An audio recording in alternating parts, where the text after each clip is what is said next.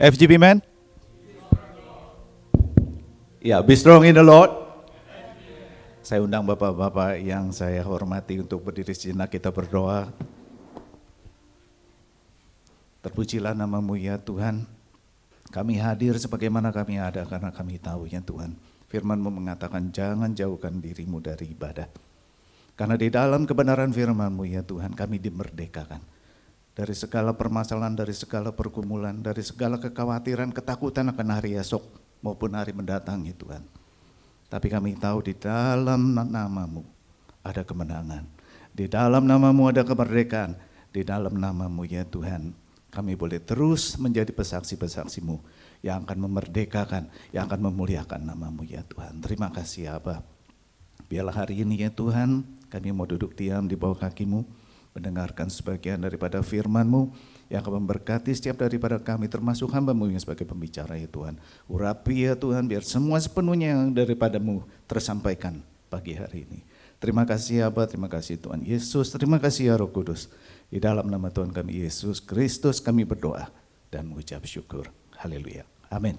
Silakan duduk. Saya kalau ke Tomang chapter ini seperti datang ke rumah orang tua saya. Ada rasa warm, ada rasa sukacita, ada rasa kangen-kangenan ya. Saya terima kasih boleh diundang, adalah kehormatan buat saya boleh berbicara, menyampaikan firman Tuhan di tempat ini. Wajah-wajah di sini sudah tidak asing lagi, pemimpin-pemimpin saya di Full Gospel yang saya hormati, mentor-mentor, pengajar-pengajar saya, dan juga tentu keluarga besar rohani saya di dalam Full Gospel, semua ada di sini. Itu adalah satu sukacita dan kehormatan sekali lagi buat saya. Ya, tema yang Tuhan taruhkan di dalam hati saya adalah responsibility untuk pagi hari ini. Ini bukan berarti bapak-bapak semua tidak bisa melakukan ini, bahkan di Full Gospel ini semua sudah luar biasa ya dalam melakukan yang namanya tanggung jawab. Tapi ada rencana Tuhan yang mana nanti di akhir kata ini saya akan membeberkan. Tadi sedikit saya dengan Pak Andreas ngobrol-ngobrol. Ya, sedikit kita bermain tentang responsibility.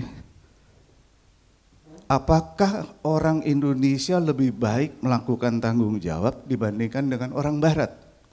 Kita lihat dari kata-katanya ya. Responsibility kalau bahasa Inggrisnya itu terdiri dari dua kata yang digabung jadi satu, yaitu response dan ability, kemampuan untuk menjawab. Kalau di Indonesia, tanggung jawab selain harus mampu untuk menjawab, harus mampu untuk menanggung segala konsekuen perbuatannya. Jadi siapa yang lebih hebat? Orang Indonesia atau orang Barat? Orang Indonesia, kita beri tepuk tangan dulu buat orang Indonesia. Tapi jangan kencang-kencang, ini baru masuk pelatarannya Bait Allah ya, belum masuk ke ruang Maha Kudus. Jadi sejak kecil kita sudah diajarkan yang namanya tanggung jawab. Kita lahir orang tua punya target, umur sekian ini si Upik ini sudah harus bisa membalikan badan, umur sekian sudah harus bisa merangkak, umur sekian sudah harus bisa berdiri dan seterusnya. Masuk sekolah lebih banyak lagi tanggung jawabnya, harus bangun pagi, harus buat PR, ada ujian, harus belajar dan seterusnya. Bahkan sampai di ujung waktu kita selesai di muka bumi ini, ya kita tetap mempunyai tanggung jawab. Tuhan Yesus waktu mau disalibkan dia berbicara kepada murid-muridnya apa?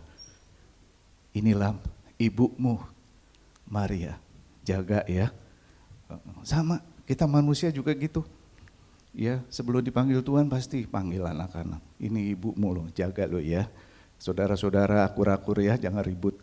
Tanggung jawab itu tidak pernah selesai sampai di ujung nyawa kita. Kita harus akui itu. Nah kalau Tuhan sudah memberikan itu dalam kehidupan kita, pasti Tuhan memperlengkapi, pasti Tuhan menyediakan fasilitas-fasilitasnya, pengajar-pengajarnya untuk bagaimana kita tidak kalah dari tanggung jawab, tidak lari dari tanggung jawab. Tapi justru kita harus menaklukkan tanggung jawab itu di dalam kehidupan kita. Bagaimana caranya? Ya, kita lihat dulu dari yang namanya kegagalan di dalam tanggung jawab. Kita lihat di kitab Kejadian.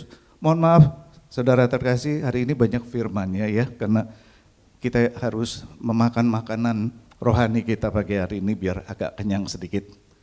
Ya, ini kejadian mengenai kitab Kejadian mengenai Adam, ya, manusia pertama. Tuhan Allah mengambil manusia itu dan menempatkannya dalam Taman Eden untuk mengusahakan dan memelihara taman itu. Lalu Tuhan Allah memberi perintah ini kepada manusia. Semua pohon dalam taman ini boleh kau makan buahnya dengan bebas. Tetapi pohon pengetahuan tentang yang baik dan jahat itu janganlah kau makan buahnya, sebab pada hari engkau memakannya pastilah engkau mati. Tuhan memberikan Taman Eden buat siapa? Buat Adam. Itu di bawah kekuasaan dia. Tetapi Tuhan memberikan dia satu pilihan, supaya dia mempermuliakan nama Tuhan. Karena tanpa pemilihan, pilihan, tanpa the freedom of choice, itu tidak ada yang namanya memuliakan Tuhan. Jadi dalam kehidupan kita suka ada di persimpangan. Tadi Pak Dodo sudah saksikan, persimpangan 3, persimpangan 2 ya, ide ke kiri atau ke kanan, ke kiri atau ke kanan nih. Tadi Pak Dodo pilih yang mana nih ya kan? Mau ke kiri apa ke kanan nih? Si kiri jalannya setan, satu jalannya Tuhan kan gitu. Jadi kehidupan kita tuh selalu ada choice, ada pilihan. Demikian juga Adam diberikan pilihan oleh Tuhan. Pilihannya adalah jangan makan semua pohon boleh dimakan, tetapi buah pengetahuan itu tidak boleh dimakan. Nah, manusia itu memberi nama kepada segala ternak, pada burung-burung, udara dan segala binatang hutan, tapi baginya sendiri ia tidak menjumpai penolong yang sepadan dengan dia. Jadi siapapun yang memberikan nama kepada sesuatu itu adalah miliknya. Kalau kita punya anak yang kasih nama, pasti kita dong, masa tetangga yang kasih nama, ya. Jadi kekuasaan daripada Taman Eden diberikan kepada siapa? Adam. Tetapi dia nggak nemukan penolong yang sepadan di Taman Eden. Sampai Tuhan lalu membuat manusia itu tidur nyenyak, dan mengambil salah satu tulang rusuknya, ya, dan tulang rusuknya oleh manusia, yang diambil Tuhan dari manusia itu dibangunnyalah seorang perempuan yang dinamanya Hawa, ya. Kita sudah mengenal cerita seperti ini. Lalu dibawanya kepada manusia itu, yaitu kepada Adam. Tetapi, nah saya singkat aja langsung bagaimana ular itu, si jahat itu, ya kan, mulai mempengaruhi Hawa. Ya, ular itu berkata kepada perempuan itu, sekali-sekali kamu tidak akan mati. Tetapi Allah mengetahui bahwa pada waktu kamu memakan, ya, matamu akan terbuka dan kamu akan menjadi seperti Allah, tahu tentang yang baik dan yang jahat. Perempuan itu melihat bahwa pohon itu baik untuk dimakan, sedap kelihatannya. Lagi pula pohon itu menarik hati karena memberi pengertian, lalu ia mengambil dari buahnya dan dimakannya, dan diberikannya juga kepada suaminya yang bersama-sama dengan dia, dan suaminya pun memakannya. Pertama, kelemahan wanita. Itu dari apa? Dari pandangannya. Sesuatu yang baik, sesuatu yang kelihatannya sedap, sesuatu yang menarik, itu membuat dia jatuh. Ya. Nah, yang parahnya saudara terkasih, ini adalah begini. Jadi waktu buah itu dari Hawa diberikan kepada Adam, ya kan? Adam itu ada bersama-sama dengan dia. Jadi waktu si ular berbicara kepada si Hawa, Adam ada nggak di samping dia? Ada. Tapi apa yang dilakukan Adam? Cuek aja, sebodoh amat, menikmati segala kemurahan Tuhan. Tapi tidak melakukan tanggung jawabnya yang Tuhan berikan di Taman Eden. Ini loh parahnya, kadang-kadang saya baca ini malu saya. Kok nenek moyang saya dulu kok kayak gini ya, seperti gitu. Inilah awal yang saya katakan kejatuhan daripada Adam, yaitu dia lalai melakukan tanggung jawabnya. Ya, Adam gagal dalam bertanggung jawab untuk dirinya dan keluarganya. Tuhan mencanangkan kepada dirinya untuk sebagai pengelola, pemilik daripada Taman Eden, dan diberikan Hawa yang dari tubuhnya sendiri. Untuk apa? Untuk supaya nama Tuhan dipermuliakan. Ya, dan dia gagal di dalam apa? Pelayanan yang pertama yang gagal oleh manusia pertama adalah di dalam keluarga. Dan mengapa Tuhan taruhkan, nanti saya akan sampaikan hal ini. Ya. Lalu apakah keluarga itu di mata Tuhan Yesus sangat penting? Karena Adam itu ada di perjanjian lama, Tuhan Yesus ada di perjanjian baru. Apakah di perjanjian baru keluarga itu penting? Tentu kita lihat ya di Yohanes, ya, ini tentang perkawinan di Kana. Ini adalah suatu klasik yang selalu dibawakan oleh bapak-bapak pendeta kalau berbicara tentang pernikahan. Ya, pada hari ketiga ada perkawinan di Kana yang di Galilea dan Ibu Yesus ada di situ. Yesus dan murid-muridnya diundang juga ke perkawinan itu. Ketika mereka kekurangan anggur, Ibu Yesus berkata kepadanya, mereka kehabisan anggur. Kata Yesus kepadanya, mau apakah engkau daripadaku Ibu, saatku belum tiba. Di sini ada pernikahan orang Yahudi, di mana secara kebudayaan, ya, anggur itu melambangkan sukacita. Anggur itu tidak boleh kekurangan di hari pernikahan, karena ini bisa menjadi aib. Ya, nah karena itu ibunya Tuhan Yesus berkata, ya kan, kehabisan anggur. Tapi dia tidak berkata buat mujizat, tidak. Ya. Cuma dia tahu Tuhan Yesus itu pasti bisa melakukan sesuatu karena dia mengenal siapa Tuhan Yesus itu. Ya, tapi Tuhan Yesus mengatakan ini belum waktunya. Ya kan, waktu untuk apa? Waktu untuk dia mendeklarasikan dirinya di muka umum bahwa dia adalah Mesias. Ya, coba kita lihat selanjutnya. Tetapi Ibu Yesus berkata kepada pelayan-pelayan, apa yang dikatakan padamu buatlah itu. Di situ ada 6 tempat yang disediakan untuk pembasuhan menurut adat orang Yahudi, masing-masing isinya 2-3 buyung. Yesus berkata kepada pelayan-pelayan itu, isilah tempayan-tempayan itu penuh dengan air, dan mereka pun mengisinya sampai penuh. Lalu kata Yesus kepada mereka, sekarang cedoklah dan bawalah kepada pemimpin pesta.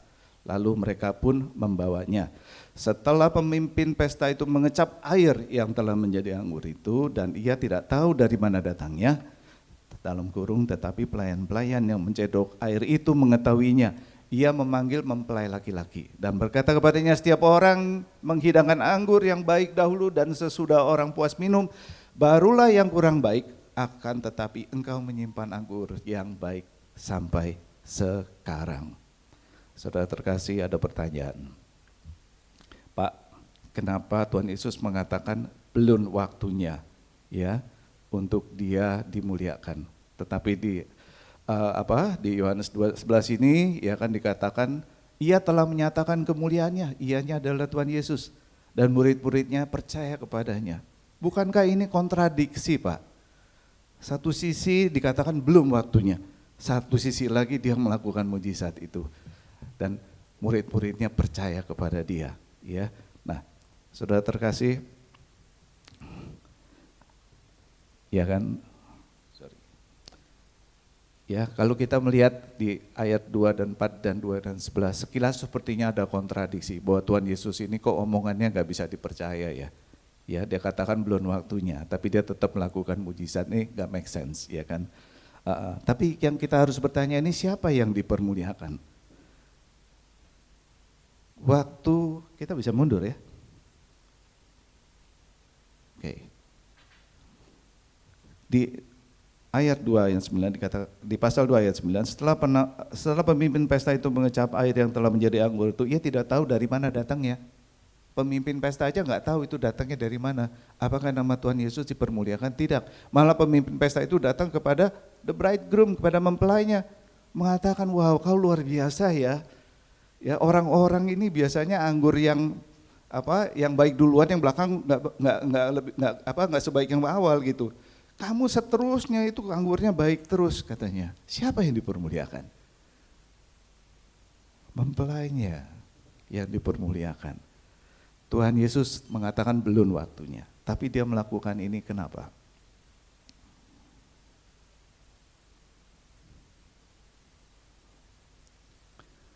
Karena tadi sempat saya singgung bahwa kehabisan anggur ini pasti menimbulkan rasa aib, rasa malu pada mempelai. Ini karena kebudayaan orang Yahudi. Ya, yang mana malunya ini bisa sampai terus-menerus di dalam kehidupan rumah tangganya bisa menjadi aib. Karena ini sekali lagi orang Yahudi itu kalau kita bicara kebudayaan itu sangat kuat sekali. Ya, mereka sangat memegang erat-erat tentang kebudayaan. Karena itu anggur ini sangat penting, jangan sampai membuat keluarga itu dipermalukan dan bisa menjadi keluarga itu bermasalah. Jadi masalah karena hal ini. Karena itu Tuhan Yesus melakukan hal itu untuk menyatakan betapa pentingnya rumah tangga di dalam kehidupan anak-anak Tuhan, bahkan di dalam kehidupan seluruh anak manusia. Ya. Nah, saudara terkasih, kita tahu saat ini masyarakat Indonesia sakit dalam tanda petik. Ya. Di Amerika Serikat sendiri gimana? Wah, parah sakitnya, luar biasa banget sakitnya. Ya, nah coba kita lihat. Angka perceraian di Indonesia terus naik, setiap tahun terus naik. Bapak-bapak boleh Google, saya coba cari tahu tentang hal ini, karena saya pernah diinformasikan. Angka perceraian terus naik, terlepas kepercayaannya apa. Ya, lembaga perkawinan tidak lagi sakral, saudara terkasih, sewaktu dua manusia berlainan jenis memutuskan untuk menikah di dalam pernikahan yang kudus di hadapan Tuhan, itu adalah perjanjian apa? Itu adalah perjanjian darah. It's a blood covenant. Ya, itu sakral. Di mana Pak darahnya? Jadi seorang gadis saat pertama kali berhubungan badan dengan suaminya, terjadilah yang namanya pendarahan. Betul ya? Kita tahu ini semua. Inilah the blood covenant yang zaman sekarang, apalagi di Amerika Serikat saya dengar itu ini sudah lagi nggak dianggap, kegadisan itu bahkan memalukan. Ya, kalau nikah masih gadis itu memalukan, seolah-olah nggak laku gitu kayaknya gitu. Waktu saya baca ini miris hati saya, karena di dalam kekristenan kita jelas sekali yang namanya keperawanan itu adalah sesuatu yang sakral. Ya, pernikahan itu sakral, it's a blood covenant. Coba kita lihat ini di berita. Angka perceraian di Indonesia terus naik, lembaga perkawinan tidak lagi sakral. Bapak-bapak bisa Google dan baca ini, ya. Dan ini adalah sakit di dalam masyarakat kita.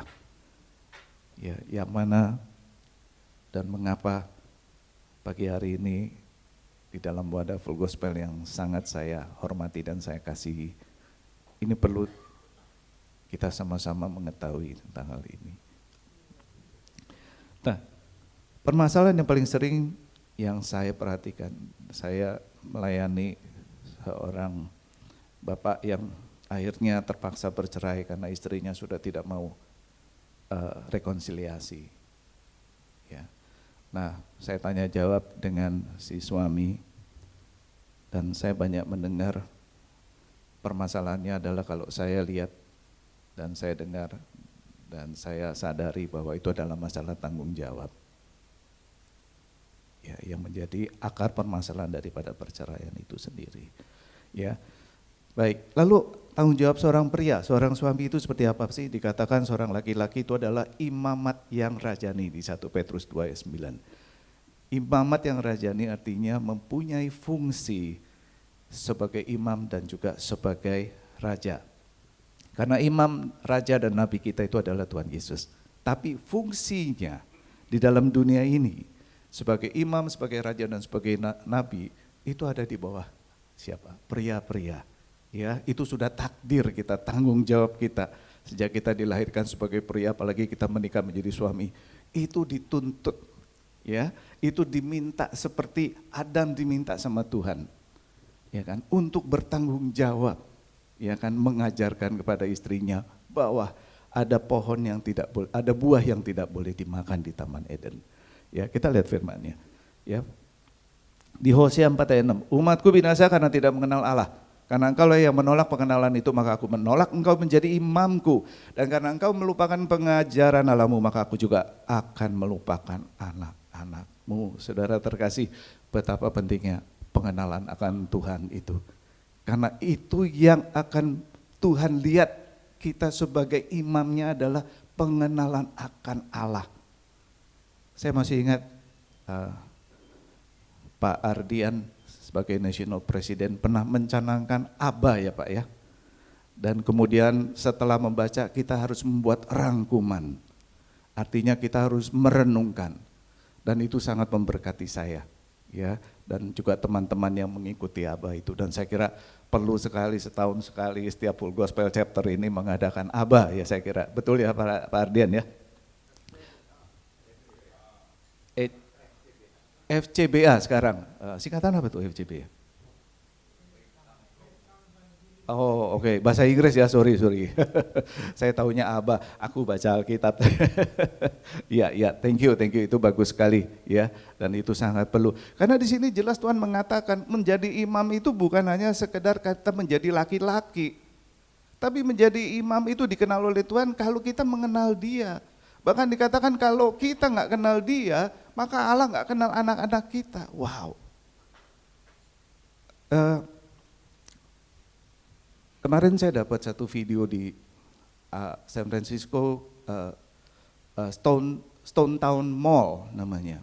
Ya, itu terjadi, mall itu dipakai oleh anak-anak muda. Ya, saya kira itu mungkin anak-anak sekolahan ya kalau saya lihat sekilas usianya. Itu untuk berkelahi. Kelahinya mending kalau 1 lawan 1, 2 lawan 2. Ini berkelahinya rombongan kayak kita di Indonesia ini tawuran gitu. Ya. Dan kenapa itu bisa terjadi di satu negara Kristen kalau saya boleh katakan.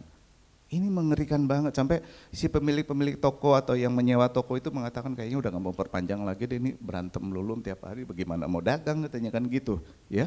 Nah ini kenapa? Karena saya melihat bahwa tanggung jawab seorang bapak, ya kan, seorang suami kepada keluarganya itu seperti apa?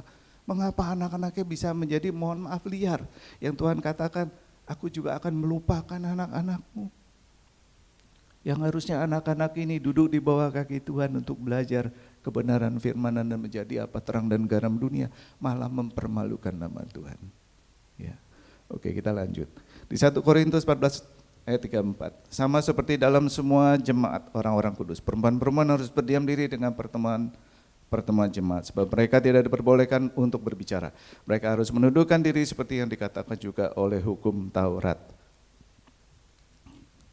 Jika mereka ingin mengetahui sesuatu, baiklah mereka menanyakannya kepada suaminya di rumah, sebab tidak sopan bagi perempuan untuk berbicara dalam pertemuan jemaat.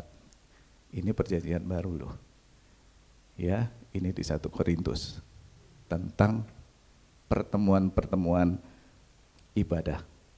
Lalu saya bertanya, Tuhan, kenapa sih kok istri-istri nggak boleh bertanya, ya kan? Kenapa? Malah disuruh tanya pada suaminya di rumah.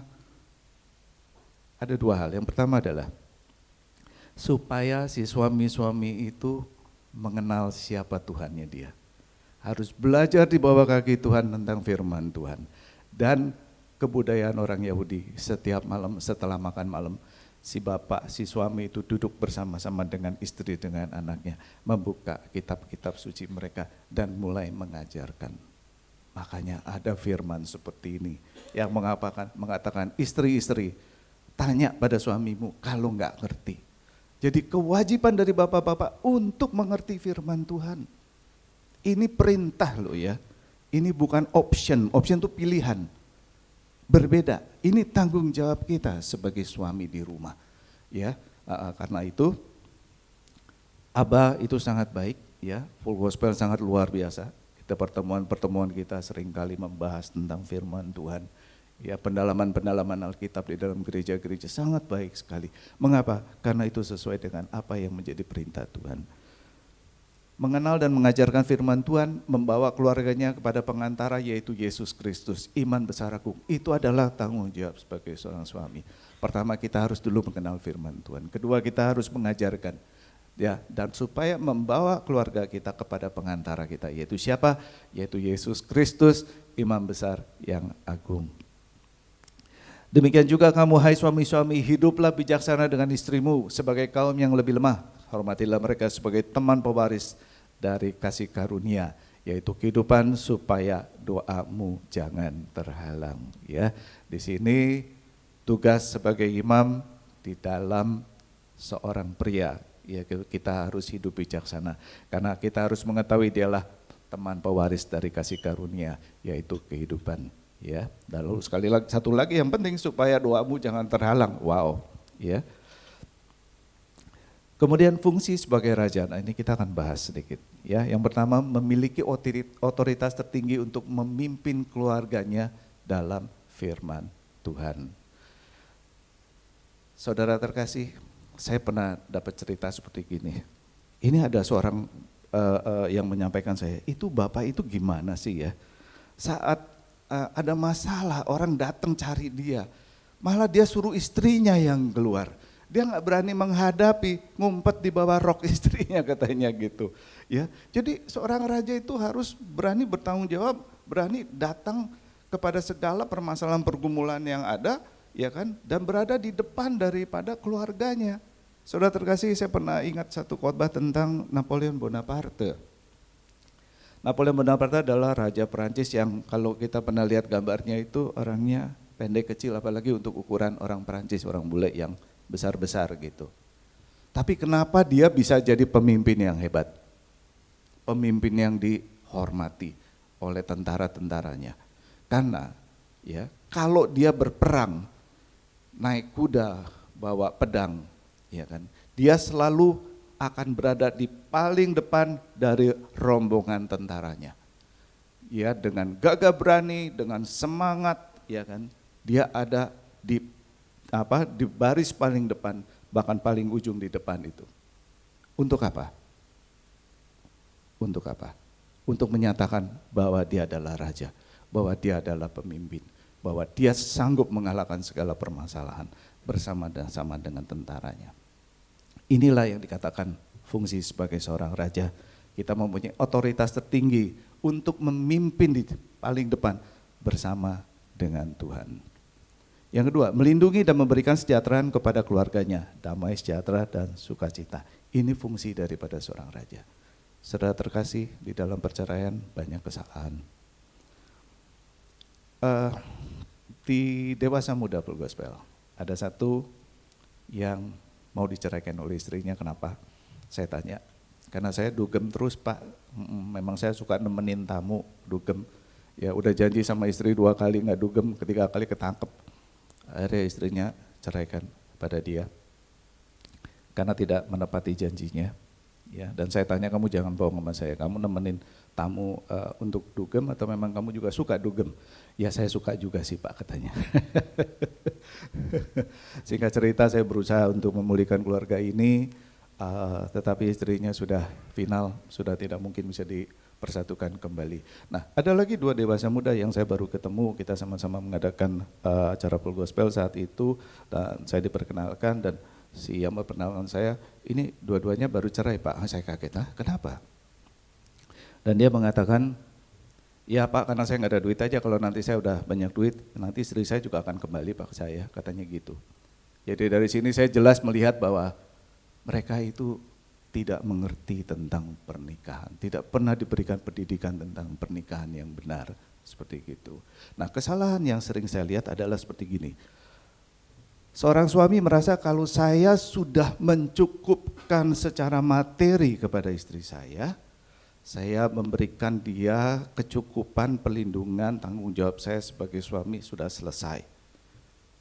Tetapi yang lupa adalah apa? Jiwanya. Ya, jiwanya.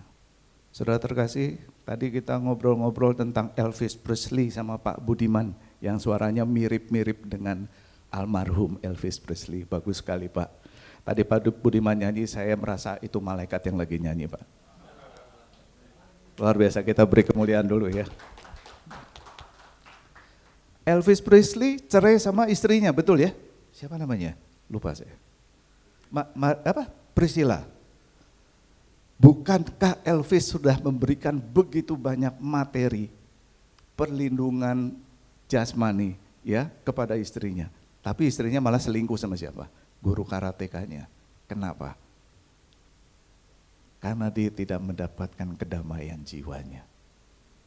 Dia tidak mendapatkan feel the belongings as a wife with the husband as a family. Nggak ada. Nggak ada rasa kepemilikan seorang suami dan keluarga. Karena terus ditinggal tur demi tur, ya kan. Ya, sibuk sekali dengan apa? Dengan dia punya karirnya sebagai penyanyi terkenal. Jiwanya nggak ada, hilang, kosong jiwanya. Dan dia perlu diisi seperti gitu.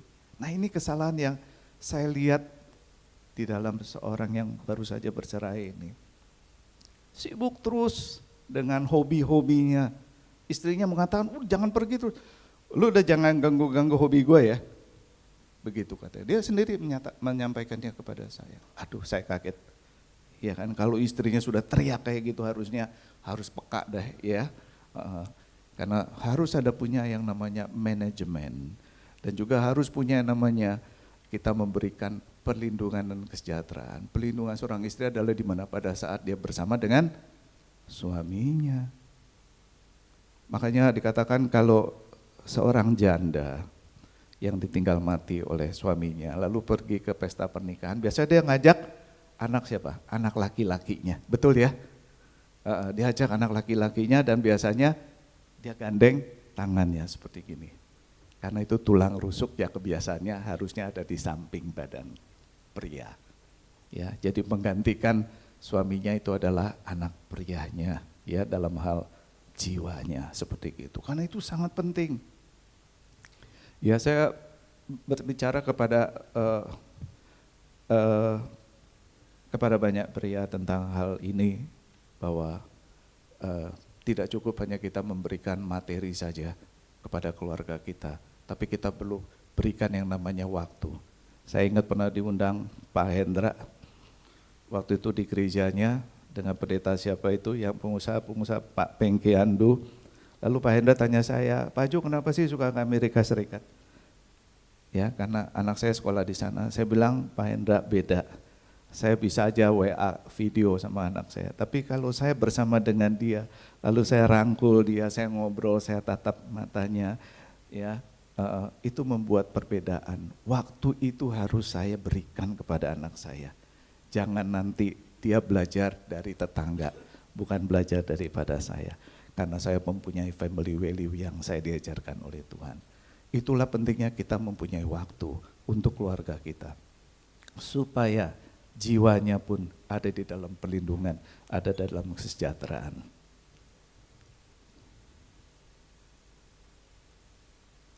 Ya, yang ketiga, menjadi seorang raja adalah kita menjadi panutan. Apa yang kita perbuat itu diancungkan jempol oleh anak-anak kita. Ya, wow, papa kita luar biasa. Ya, jangan nanti sampai di belakang kita malah kita dicibirkan seperti gitu. Ya, dan untuk menjadi panutan tentu kita harus setia terhadap jalan-jalannya Tuhan. Ya kan, kita harus konsisten. Kita harus bisa dipercaya, jangan seperti si Adam. Itu cuma kerjanya duduk-duduk aja di sebelahnya Hawa, padahal Hawa sedang di dalam percobaan. Ya, nah, oke. Lalu fungsi yang ketiga adalah sebagai nabi, yaitu menegur atas kesalahan dan membawa kembali keluarga kita ke dalam kebenaran firman Tuhan. Berbuat salah itu bukan sesuatu yang bisa kita elakkan. Pasti kita bisa hilaf, pasti kita bisa terjebak, pasti kita bisa salah. Tetapi kembali kepada kebenaran firman, itu yang membuat perbedaan dalam kehidupan kita di mata Tuhan. Daud pernah berbuat salah, parah salahnya, ya, bunuh suaminya orang untuk merebut istrinya. Tapi yang poinnya adalah dia bertobat, dia berbalik dari jalan yang salah, dan Tuhan pulihkan kehidupan dia. Ya, Tuhan tetap mengurapi dia. Karena memang urapan itu sudah turun kepada Daud. Inilah yang membuat perbedaan. Karena itu tugas daripada seorang nabi, kita juga harus menegur kesalahan-kesalahan yang ada pada keluarga kita dan membawa mereka kembali kepada kebenaran firman. Lalu fungsi seorang nabi adalah menubuatkan masa depan. Saya ingat, saya pernah ada di dalam Family First Indonesia dengan Bro Ardian juga ya. Saya dikasih pengajaran di dalam Family First itu, yang pertama adalah ini buku, baca dan buat perencanaan 5 tahun ke depan, visi misi 5 tahun ke depan untuk keluarga kamu. Wow, saya nggak pernah mengerjakan itu, saudara terkasih. Saat saya baca itu dan mulai ini, benar-benar saya harus berdoa sama Tuhan, bertanya, mau dibawa kemana ini keluarga? Saudara terkasih, kalau kita naik kendaraan umum, kita naik bus, ya, dan kita nggak tahu mau dibawa kemana bus itu, pasti kita bingung, pasti kita resah, pasti kita khawatir. Ya, karena itu demikian pula istri dan anak-anak kita harus tahu 5 tahun ke depan Ya, akan dibawa kemana oleh Tuhan keluarga ini. Kita harus bernubuat untuk anak-anak kita. Ya kan, kamu ke depan Tuhan akan pakai seperti apa. Ya kan, kenapa? Karena kalau Tuhan sudah memerintahkan kita sebagai nabi, Tuhan sudah menentukan fungsi kita sebagai nabi, Tuhan berbicara nggak pada kita? Pasti. Karena apapun yang Tuhan sudah tentukan buat kita, pasti Tuhan akan memperlengkapi itu. Ya, jadi ada seorang bapak yang di dalam komsel kami. Dia mengatakan, Pak, saya nggak pernah bisa baca Alkitab. Saya kalau baca Alkitab itu blur, artinya hilang gitu. Ya udah, kita pakai ini aja, video kaset. Zaman dulu masih pakai video kaset tuh, ya kan, pakai kaset. Bukan video kaset, pakai kaset. Yuk, dengerin aja gitu ya. Dia ketawa-ketawa aja. Saudara terkasih, saya dalam hati berpikir, kalau dia tanda tangan tender miliaran, apa nggak dibaca itu tender itu? Ya, atau dia tanda tangan surat penting di notaris, apa dia nggak baca surat itu? Dan dia nggak mengerti gitu, dia main tanda tangan aja, rasanya enggak lah. Ya, dia seorang pengusaha yang cukup baik. Ya, jadi permasalahannya adalah apa? Adalah kita, si Bapak itu menolak urapan yang daripada Tuhan. Ya, kalau Tuhan sudah perintahkan Abah, pasti bisa nggak? Bisa. Saya sangat yakin. Dan ada satu lagi Bapak, sudah sekian tahun di komsel kami, satu saat dia kena cancer. Dan sebelum dia dipanggil Tuhan, dia datang ke saya dan bilang gini, Pak, Bapak tahu nggak, selama sekian tahun di komsel ini, saya baca Alkitab tuh sebenarnya nggak ngerti, dia bilang. Tapi kemarin ini ada Bapak pendeta yang suruh saya, pokoknya baca aja pokoknya. Sekarang saya baru mengerti Pak firman Tuhan. 6 bulan kemudian dia dipanggil Tuhan. Ya, jadi di situ saya nangkep pesan Tuhan kepada saya. Bahwa kalau Tuhan sudah mengurapi kita, Tuhan sudah memutuskan untuk kita, pasti dia akan menyanggupkan kita. Apalagi untuk mengenal dia. Ada amin, saudara terkasih? Puji Tuhan. Lalu melakukan mujizat dan pemulihan. Ya, seringkali kalau kita melihat mujizat itu pasti yang sakit disembuhkan, ya seperti gitu. Tetapi saya mau mengatakan kita lihat dari satu sisi lagi. Mujizat apa? Yang harusnya binasa. Yang harusnya binasa diberikan hidup di dalam Kristus Yesus Tuhan Juru Selamat. Itulah mujizat yang paling luar biasa dan yang paling berarti di mata Tuhan. Ya. Lalu pemulihan apa? Banyak sekali pemulihan yang perlu dilakukan di dalam kehidupan kita karena pergumulan itu sedemikian banyak. Ya, dikatakan di tahun 2024 kita akan ada pemilu dan ekonomi katanya akan begini begitu. Tetapi saya mau mengatakan, ya kan, di dalam Tuhan tidak ada yang mustahil. Di dalam Tuhan ada pemeliharaan. Di dalam Tuhan ada yang namanya kemenangan. Itu adalah janji Tuhan dalam kehidupan kita. Yang paling penting kita harus percaya. Kita harus percaya bahwa firman-Nya itu tidak pernah gagal. Amin. Lalu kalau kita bicara dalam rumah tangga pasti ada suami dan pasti ada istri, ya. Suami punya tanggung jawabnya, ya, dan pasti istri juga punya tanggung jawab. Apa tanggung jawab istri? Yang pertama, Tuhan Allah berfirman tidak baik kalau manusia itu seorang diri saja, aku akan menjadikan penolong baginya yang sepadan dengan dia. Nah, kalau kita bicara penolong, ini penolong apa sih sebenarnya? Yang utama ini nolongin apa ya? Apa nolongin make duitnya atau gimana, ya? Jadi di sini saya menangkap bahwa sebagai imam, sebagai raja, sebagai nabi, seorang suami perlu ditolong oleh seorang yang namanya istri untuk menjalankan fungsinya. Istri-istri, karena ini hari ini gak ada istri-istri ya, sebenarnya saya perlu sampaikan, udah ibu-ibu nanti biar bapak-bapaknya yang sampaikan. Seorang raja itu harus dihormati tidak? Harus dihormati. Bapak-bapak pernah dengar gak seorang suami dibentak-bentak istrinya di depan orang banyak? Pernah gak? Pernah? Pernah. Ya. Inilah yang harus dihindari. Seorang penolong itu, ya, si istri itu harus melihat ini raja. Bagaimana cara menegur raja? Di dalam Alkitab sudah diajarkan, ada nggak? Ada diajarkan. Gimana seorang nabi menegur raja? Gimana caranya? Dia pakai contoh. Misalnya Pak Hendra, saya istrinya. Papa, tetangga kemarin begitu loh Pak, masa dia melakukan gini. Menurut Papa salah nggak sih? Lalu Pak Hendra bilang, oh ya itu salah, itu nggak benar, nggak boleh gitu.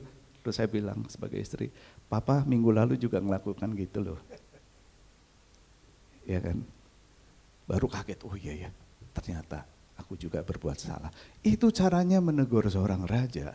Bukan dipermalukan di depan orang-orang. Ya nanti saya akan bawakan bagaimana istri yang baik itu seperti apa. Ya. Ciri-ciri istri yang baik di Amsal 31, wah ini sangat populer banget.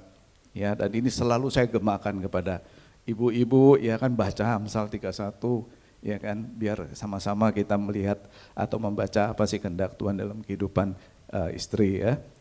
Saya ambil sebagian aja karena agak seluruhnya. Ya, pertama bisa dipercaya, ya, hati suaminya percaya kepadanya, suaminya tidak akan kekurangan keuntungan, bayangin. Kalau suami bisa percaya kepada istrinya, keuntungan itu akan datang, kata firman Tuhan. Ya, nah supaya bisa dipercaya tentu harus jujur. Kedua, harus setia. Kedua, berbuat baik pada suaminya dan tidak berbuat jahat sepanjang umurnya. Ya, ini the nature daripada seorang istri yang Tuhan katakan berbuat baik kepada suaminya seumur hidupnya. Bisa apa enggak sih? Bisa, karena Tuhan yang perintahkan, pasti bisa. Ia bangun kalau masih malam, lalu menyediakan makanan untuk seisi rumahnya dan membagi-bagikan tugasnya kepada pelayan-pelayannya perempuan. Jadi wanita itu ternyata diperlengkapkan oleh Tuhan dengan kemampuan yang luar biasa. Pagi masih malam tuh artinya bahkan sebelum ayam berkokok, ya kan, si wanita itu sudah harus bangun menyediakan makanan untuk rumahnya dan memulai manajemen di dalam seluruh karyawan yang ada di dalam rumahnya. Saudara terkasih, anak saya yang wanita akan menikah tahun ini, dan beberapa minggu yang lalu saya duduk makan pagi bersama dengan dia, saya mengajarkan. Saya mengatakan begini, nanti setelah kamu nikah, sebelum suami kamu bangun, kamu harus bangun dulu. Lalu kamu harus mempersiapkan diri kamu, jadi pada saat suami kamu bangun, jangan mata kamu masih belekan, rambut belum disisir, pakaian berantakan, mulut masih bau, belum gosok gigi. Jadi biar pada saat suami kamu bangun, dia harus melihat kamu sudah rapi. Itu pertama saya bilang. Kedua, apa yang disuka oleh suami kamu? Makan pagi, makan siang dan sebagainya. Jangan suruh pembantu yang buat. Harus kamu yang buat. Pembantu boleh, ya, pembantu boleh membantu mempersiapkan, tapi yang masak itu harus kamu. Ya, dan kamu harus dampingi dia makan. Kenapa? Karena dia raja. Ya, ketiga, kalau menegur suami, jangan di depan orang banyak. Masuk ke kamar berdua bicara di situ. Ya, apalagi kalau di kantor, di depan karyawannya kamu negur dia, itu aib. Itu akan menjadi permasalahan, itu akan menimbulkan kebencian di hati suami kamu yang nantinya di kemudian hari akan bermanifestasi yang menjadi permasalahan yang besar di dalam rumah tangga. Ya, ini yang saya sampaikan kepada anak perempuan saya. Ini yang penting saya bilang, ya, tolong diingat ini baik-baik. Ya, seperti itu. Nah, persis seperti Amsal 31. Ya kan, pagi malam sekali dia sudah, malam aja sebelum pagi ya udah mulai melayani keluarganya. Kemudian ia memberikan tangannya kepada yang tertindas, mengulurkan tangannya kepada yang miskin, bersikap adil kepada lingkungannya. Saudara terkasih, sangat sedih sekali kalau kita membaca berita ada seorang keluarga yang menganiaya pembantunya sampai sedemikian rupa sehingga akhirnya berurusan dengan kepolisian dan dipenjarakan. Firman Tuhan sudah jelas mengajarkan, ya. memberikan tangannya kepada yang tertindas, mengulurkan tangannya kepada yang miskin. Kita harus berbelas kasihan, kita harus bermurah hati, kita juga harus melayani mereka dan bersikap adil kepada mereka. Ya, saya katakan kepada keluarga saya, harus sopan ya sama supir sama mbak di rumah. Kenapa? Ini kebetulan aja mereka yang bekerja buat kita, saya bilang gitu. Kalau mereka kaya raya, mereka nggak kerja buat kita. Ya kan, kita harus menjaga kehormatan dia. Kalau berbicara saya sama supir, kalau bicara selalu tolong. Tolong ya antar saya ya, pagi ini saya harus ke Rose Garden melayani. Siapa? Katanya gitu. Sama mbak juga gitu, kalau dia bawakan saya sesuatu piring, saya selalu mengucapkan terima kasih. Karena kebetulan aja dia bekerja buat kita. Ya, karena itu penting sekali firman Tuhan ini disampaikan kepada istri-istri. Kenapa? Karena rumah tangga adalah ranahnya siapa? Rumah adalah ranahnya siapa? Bosnya adalah istri kita. Jangan ikut campur, ya. Tetapi dia harus diberikan pengertian bahwa dia harus adil dan dia harus menghormati yang bekerja buat dia. Suaminya dikenal di pintu gerbang kalau ia duduk bersama-sama para tua-tua negeri. Saudara terkasih, ini penting banget. Ini penting banget. Seorang istri harus mengerti tentang hal ini. Maksudnya apa sih suaminya ini dikenal di pintu gerbang?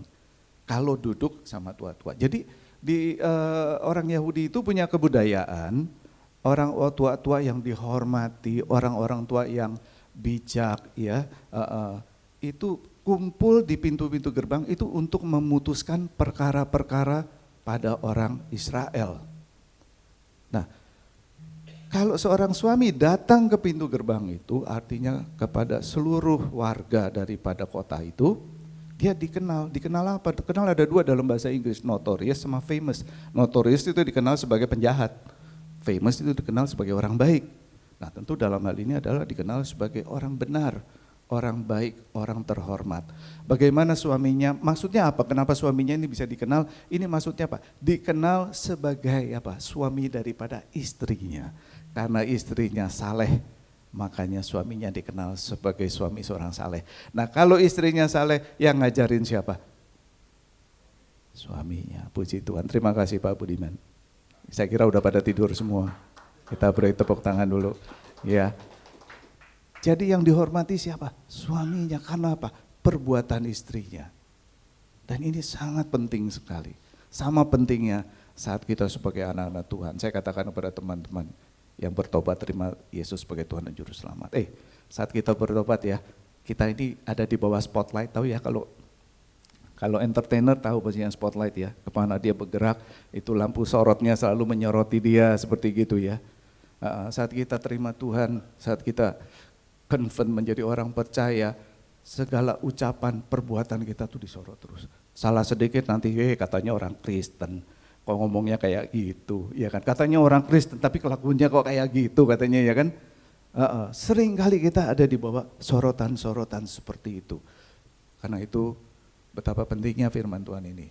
Jadi istri-istri kita harus bijak, jangan sampai suami kita tuh tidak dikenal di pintu gerbang seperti demikian.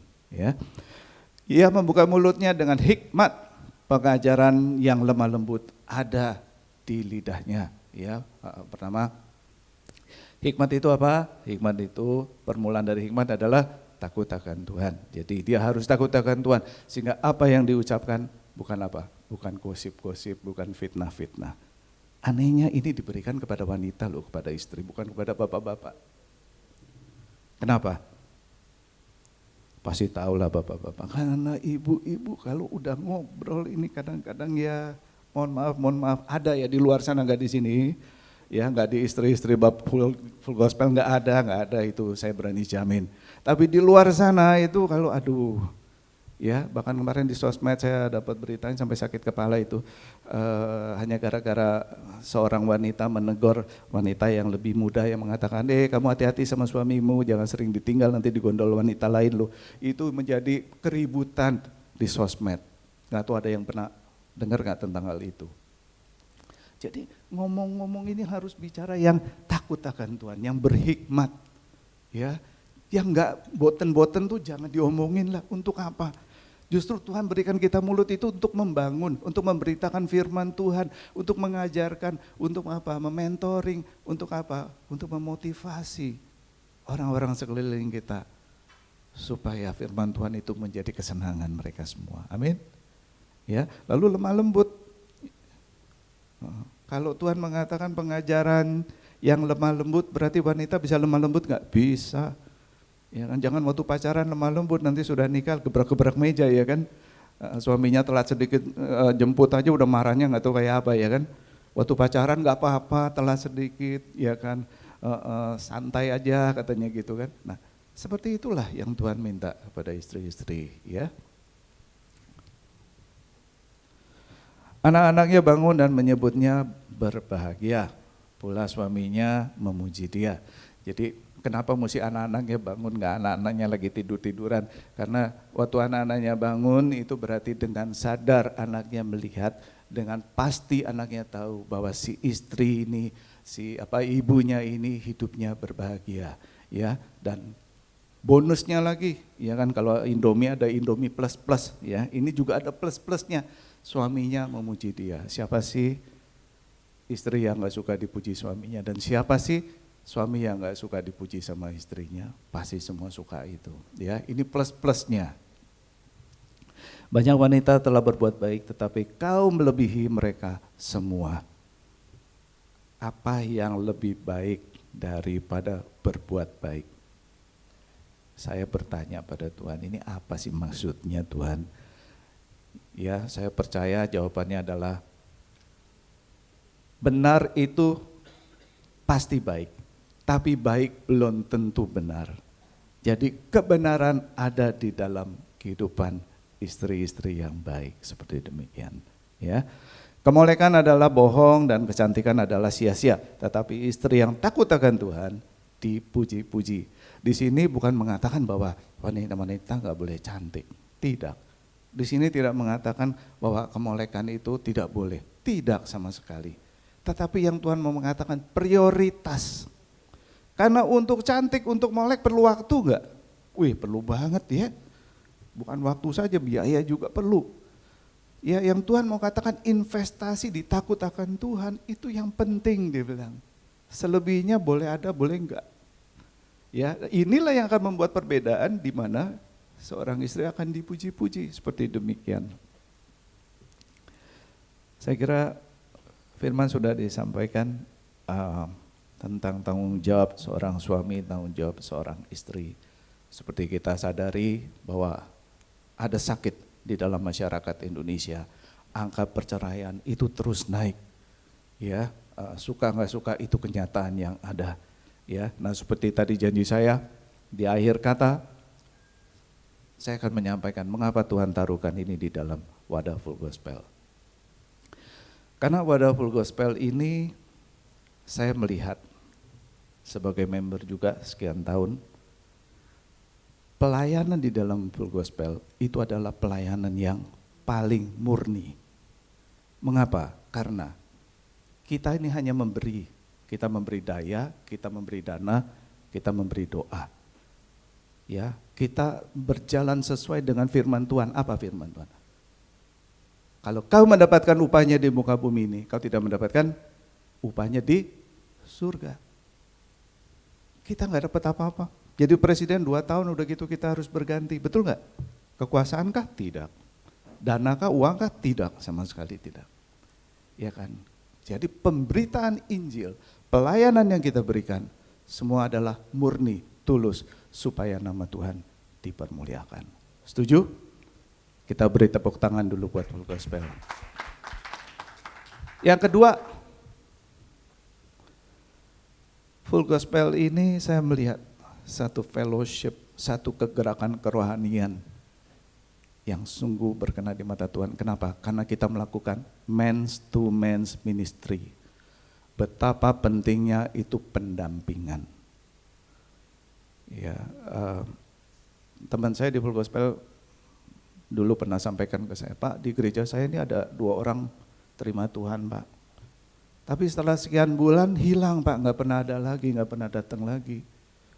Loh, kenapa? Saya bilang, karena kalau saya lihat, Pak, tidak ada yang melayani.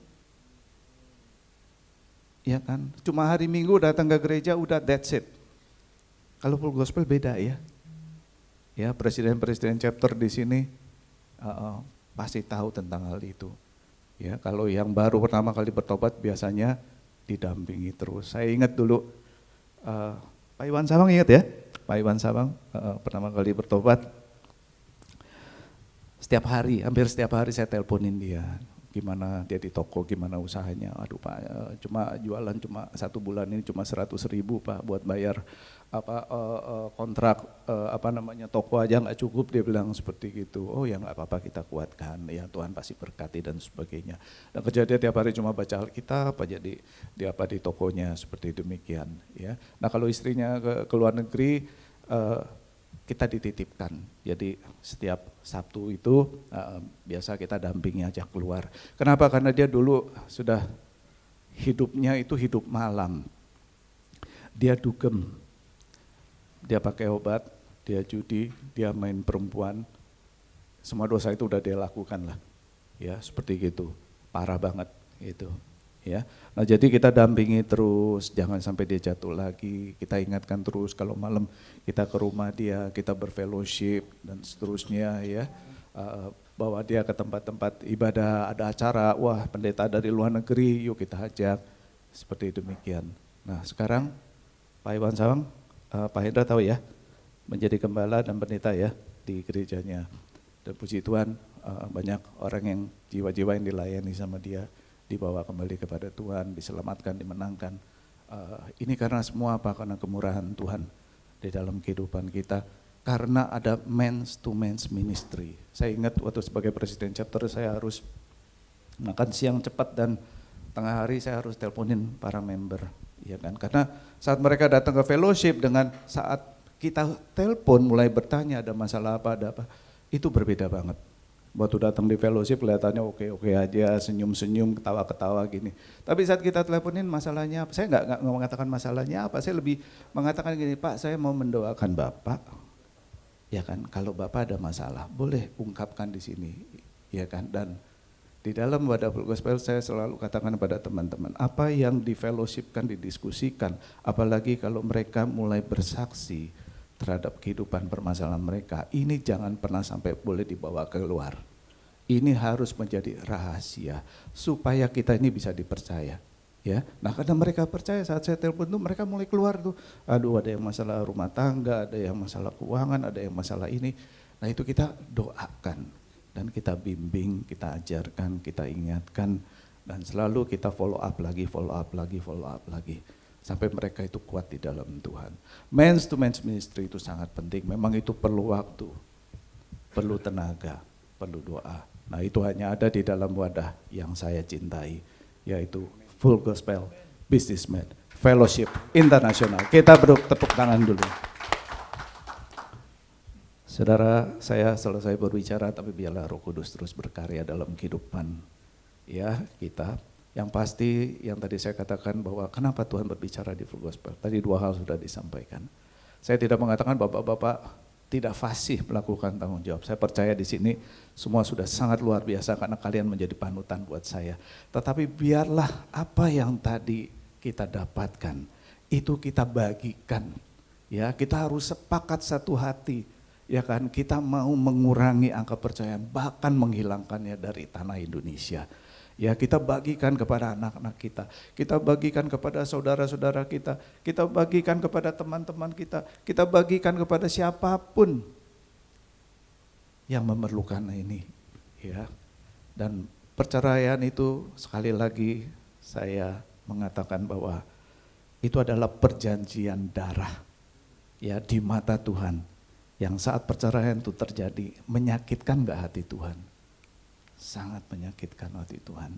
Ya, kita yang hidup ada sebagaimana kita ada saat ini semua karena kemurahan Tuhan. Tadi Pak Budiman sudah menyanyikan itu sangat menyentuh saya.